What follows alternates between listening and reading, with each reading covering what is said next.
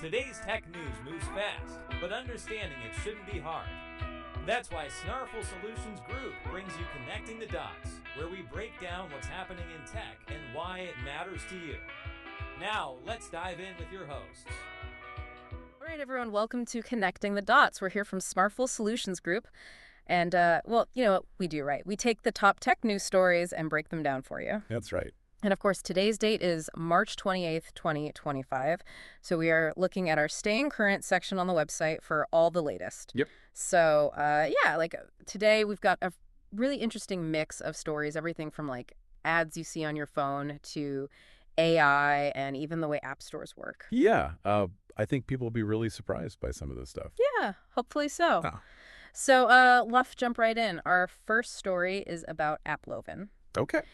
They're a big company in the mobile advertising world. I mean, you probably haven't heard of them, but if you've ever played a free game on your phone or used an app with ads, well, that's probably their work. Yeah, I've definitely seen their stuff before. Yeah, so they're facing some serious allegations from a short-selling firm called Muddy Waters. Oh, wow. Yeah, so this report came out on Thursday, and it basically accuses AppLovin of reporting fake ad performance numbers.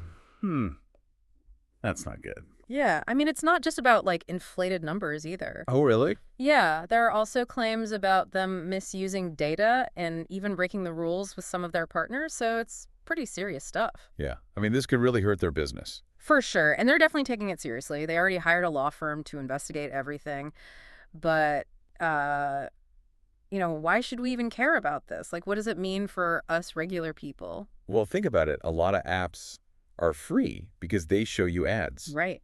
And the developers get paid based on how well those ads perform. So if those numbers are fake, then the whole system is messed up. Oh, I see. Advertisers might be wasting their money. Yeah. And developers might not be making as much as they should. Yeah, that makes sense. And what happens then?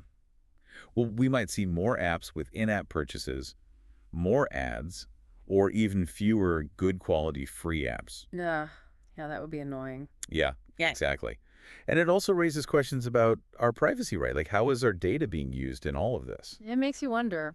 Yeah, and if we can't trust the numbers, then how can we trust the whole system? It's like the foundation is shaky. Yeah, for sure. All right, well, let's move on to something a bit more futuristic, shall we? AI, specifically a company called Anthropic. Ooh, AI, that's always interesting. Yeah, and what's really cool about Anthropic is the founders, their story is fascinating. Oh, yeah. Yeah, so the founders are Dario and Daniela Amodei, and they were actually big names at OpenAI. OpenAI, that's the leading AI lab, right? Exactly, but they decided to start their own thing. Wow, must have been a big decision. Yeah, and get this, Dario is known for going on these, vision quests. Vision quests. Yeah. Like spiritual journeys. Yeah, apparently. And Daniela, she was an English major. Wow, that's a very different background for AI. Right.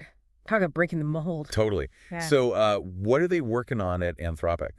Well, they have this AI model called Claude, and they're really focused on AI safety. AI safety. What does that even mean? Basically, they want to make sure that AI is developed responsibly, especially as it gets more and more powerful. Yeah, I mean, AI taking over the world, that's a classic sci-fi trope. Exactly, and they want to avoid that.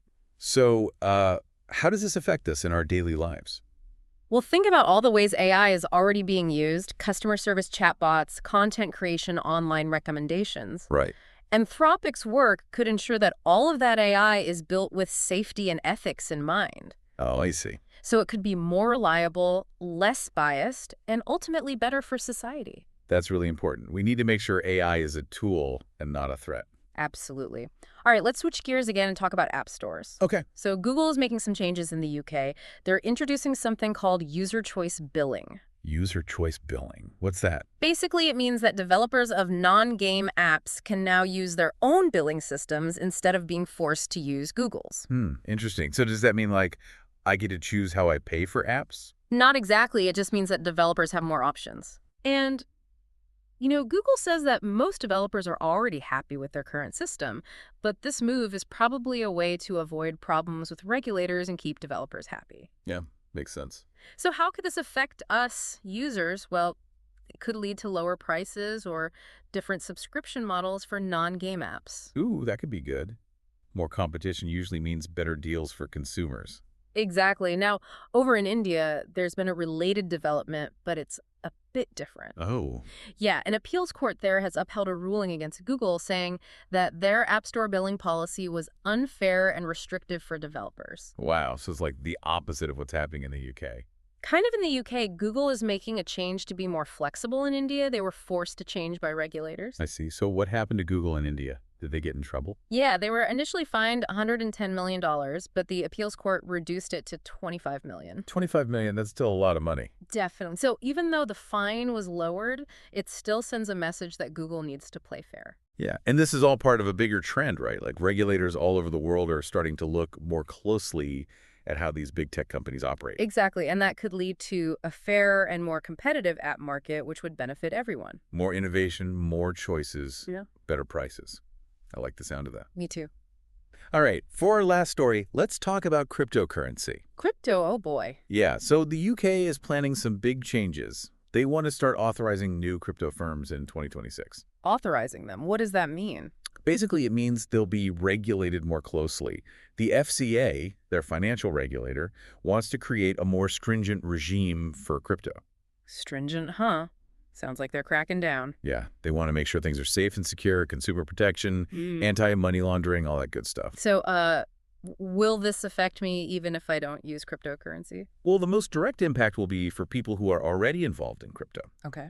But this move could make crypto more mainstream, more appealing to regular people who might have been hesitant before. Makes sense. If it's safer and more regulated, more people might be willing to try it out. Exactly. And it could also lead to new innovations in digital finance. Oh, interesting. Yeah, so even though it might seem far off right now, this could have big implications down the line. I see. All right, well, that's all the tech news we have for today. Let's do a quick recap. Okay. We started with AppLovin and the allegations about their ad data, which could affect the apps we use. Right.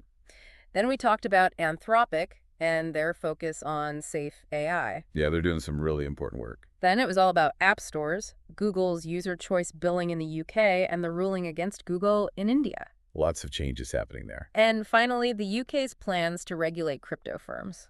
Yep, the crypto landscape is definitely evolving. That's right. And that's what we do here at Connecting the Dots. We take all these tech stories and show you how they connect and why they matter. It's all about understanding the bigger picture. Absolutely. And remember, we are here to help here at Snarful, so reach out on our website if you have any more questions. Yeah, we'd love to hear from you. All right. Thanks for listening, everyone. See you next time. That's a wrap on today's top stories. Remember, tech doesn't have to be complicated, and we're here to help connect the dots. If you've got questions or want to learn more, visit us at snarful.com. Thanks for listening, and we'll catch you next time.